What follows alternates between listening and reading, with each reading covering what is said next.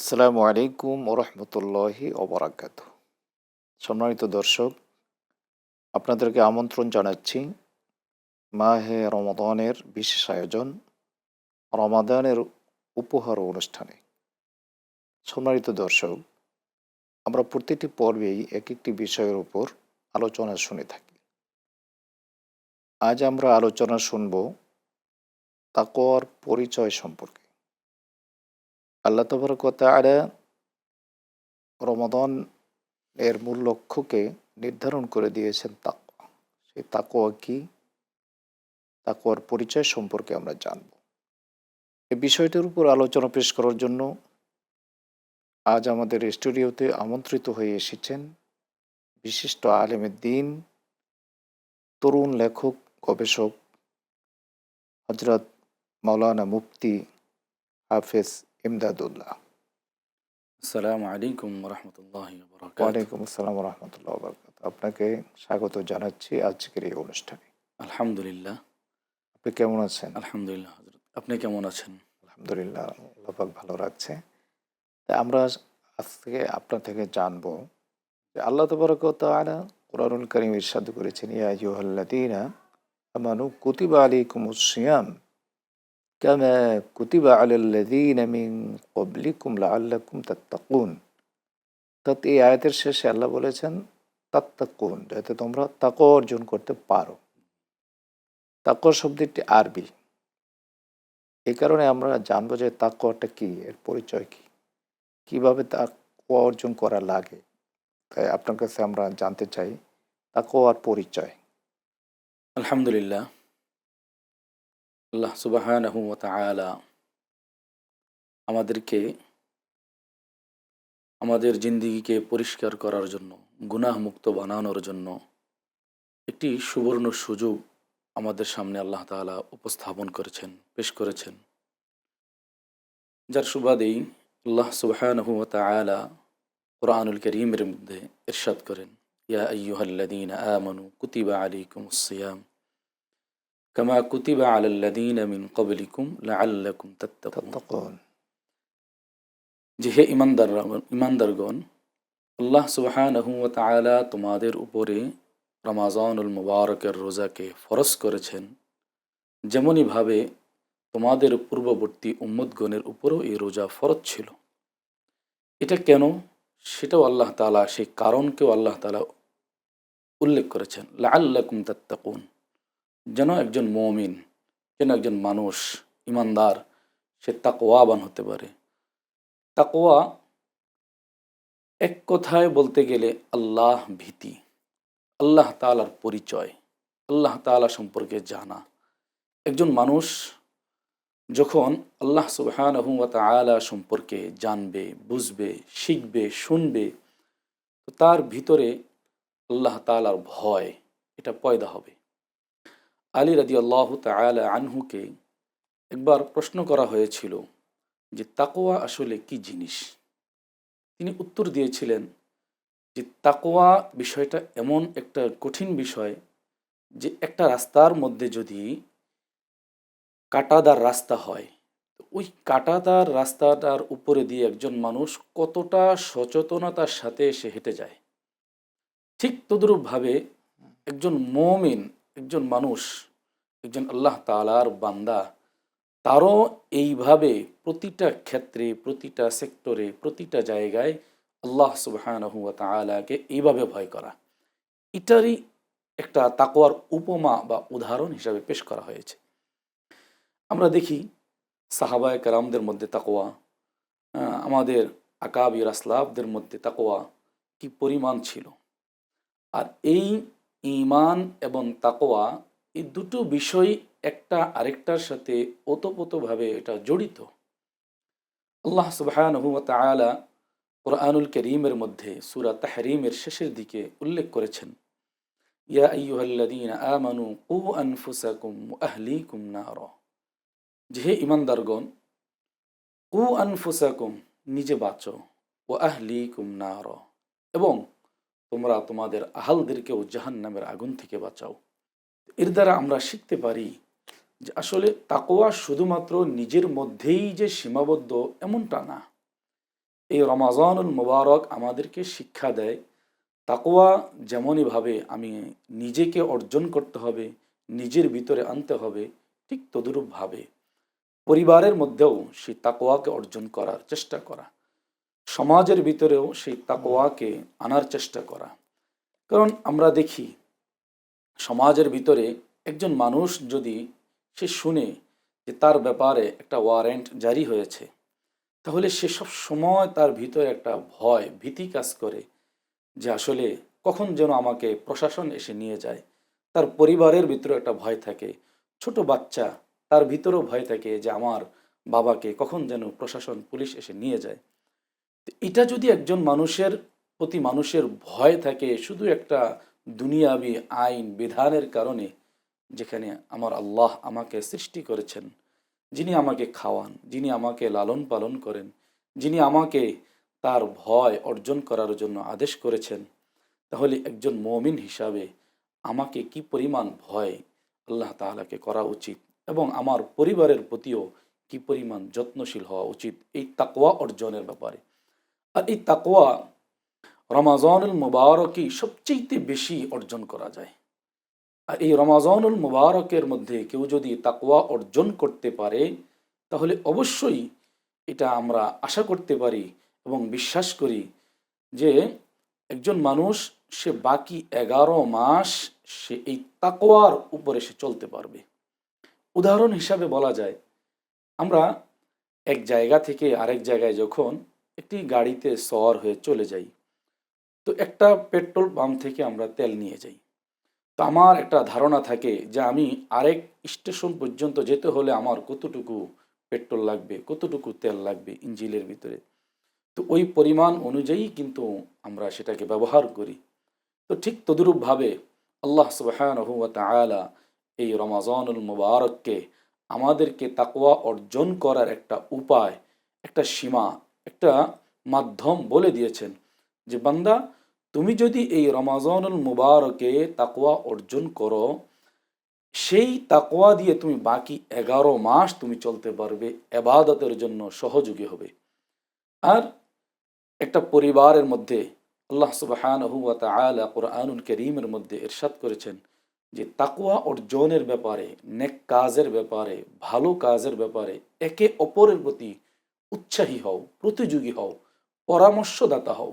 আল্লাহ সুবহানাহু ওয়া তাআলা বলেন ওয়া তাআওয়ানু আলাল বিররি ওয়াত তাকওয়া, তাকওয়া যে হে তোমরা একে অপরের ভালো ভালো কাজ, কাজে এবং তাকওয়ার কাজে তাকওয়ার ক্ষেত্রে সহযোগী হও। সহযোগী হয়ে যাও, সহযোগিতা করো। প্রিয় দর্শক, আপনারা দেখছিলেন মাহে রমাদানের বিশেষ আয়োজন রমাদানের উপহার অনুষ্ঠান। অনুষ্ঠানের এই পর্যায়ে নিচ্ছি ছোট্ট একটি বিজ্ঞাপন বিরতি। বিরতির পরে আমরা আবারও ফিরে আসছি, ততক্ষণ আমাদের সঙ্গেই থাকুন। প্রিয় দর্শক, আমরা আবারও ফিরে আসছি রমাদানের উপহার অনুষ্ঠানে। বিজ্ঞাপন বিরতির আগে আমরা শুনছিলাম তাকওয়ার পরিচয়, সেটা আমরা আবারও শুনব আমাদের আজকের মেহমানের কাছ থেকে। আপনি বলছিলেন যে তাকওয়ার ব্যাপারে আল্লাহ তাবারক ওয়া তাআলা এবং ন্যায় কাজের ব্যাপারে আল্লাহ সহযোগিতা করতে বলেছেন এবং অন্যায় কাজ এবং অন্যায় অপরাধের ব্যাপারে আল্লাহ অসহযোগিতা করতে বলছেন, সহযোগিতা করতে নিষেধ করেছেন।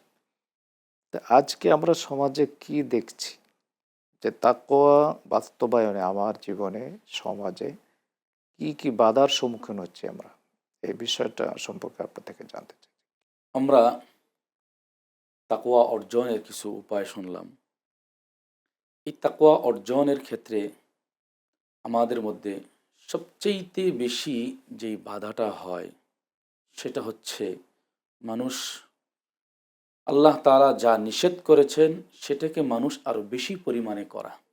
উদাহরণ হিসাবে বলা যায়, আল্লাহ সুবহানাহু ওয়া তাআলা মানুষকে আদেশ করেছেন যে তোমরা গীবত করো না। করোনা। অথচ দেখা যায় রমাজানুল মুবারকের মধ্যে এই গীবত আমাদের দ্বারা আরো বেশি পরিমাণে চর্চা হয়।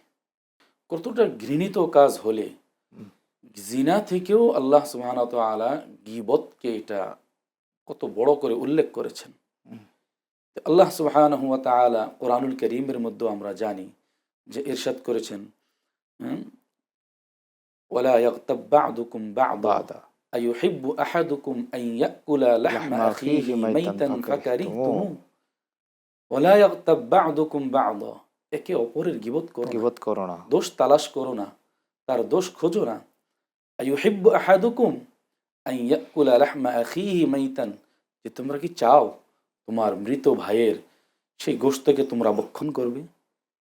আল্লাহ তাআলা সুবহানাহু ওয়া তাআলা তিনিই বলেন ফাকারিহতুমু, এটা তোমরা পছন্দ করো না। ওয়াত্তাকুল্লাহ, এই যে আমরা যেখানেই আল্লাহ সুবহানাহু ওয়া তাআলা মানুষকে উপদেশ দিয়েছেন, মানুষকে ভয়ের কথা বলেছেন, উপদেশ দেওয়ার পরপরই আল্লাহ সুবহানাহু ওয়া তাআলা ইরশাদ করেছেন, হে বান্দা তুমি আমাকে ভয় করো, আমাকে ভয় করো। আমাকে ভয় করো। তাহলে তাকওয়া আমাদের জীবনের কতটা অপরিহার্য একটা বিষয়, অথচ আমরা এটাকেই সবচেয়ে বেশি পরিমাণে করে থাকি। দ্বিতীয়ত, আল্লাহ সুবহানাহু ওয়া তাআলা আমাদেরকে মিথ্যা কথা বলতে নিষেধ করেছেন।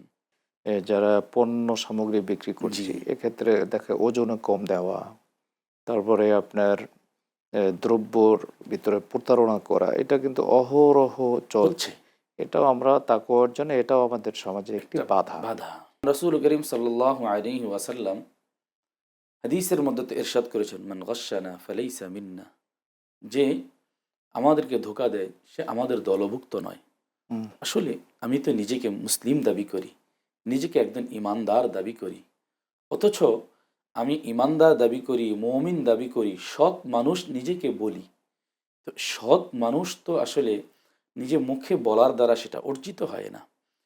আল্লাহ এবং তার রসুল সাল্লাল্লাহু আলাইহি ওয়াসাল্লাম যেই পন্থা, যেই পদ্ধতি, যেই মাধ্যম, যেই উপকরণগুলো আমাদেরকে হুম। শিখিয়েছেন তাকওয়া অর্জনের জন্য, সেগুলোকে আমরা যদি ব্যবহার করি, সেই মাধ্যমগুলোকে যদি আমরা গ্রহণ করি, তাহলে একজন মানুষ সে প্রকৃত তাকওয়াবান হতে পারে। এই যে দেখা যায় আমরা যখন পণ্য কিনতে বাজারে যাই, তো স্বাভাবিকভাবে অনেক অসহায় দরিদ্র মানুষ আছে, কিন্তু তারা পণ্য কিনতে গেলে ধোঁকা খায়। এই যে মানুষকে আমি রোজা রাখছি, ইবাদত করছি, আবার তারাবি পড়ছি, আল্লাহ তাআলাকে আমি চাচ্ছি, জাহান্নাম থেকেও বাঁচার জন্য চেষ্টা করছি, কিন্তু মানুষকে পণ্য আমি ডুপ্লিকেট পণ্য দিচ্ছি, আবার পণ্য দিলেও, সঠিক পণ্য দিলেও সেখানে ওজনে আমরা কম দিচ্ছি। তাহলে মানুষের সাথে আমার ওয়াইলুল লিল মুতাফফিফিন। ওয়াইলুল লিল মুতাফফিফিন, কত কঠিন মুতাফফিফিন ভাবে আল্লাহ শব্দের অর্থ তাআলা উল্লেখ হচ্ছে করেছেন। যারা চিটিং করে মানুষ, প্রতারকদের জন্য অভিশাপ। অভিশাপ, ধ্বংস। আল্লাযীনা ইযা ইক্তালু আলান নাসি ইস্তাউফুন, ইস্তাউফুন।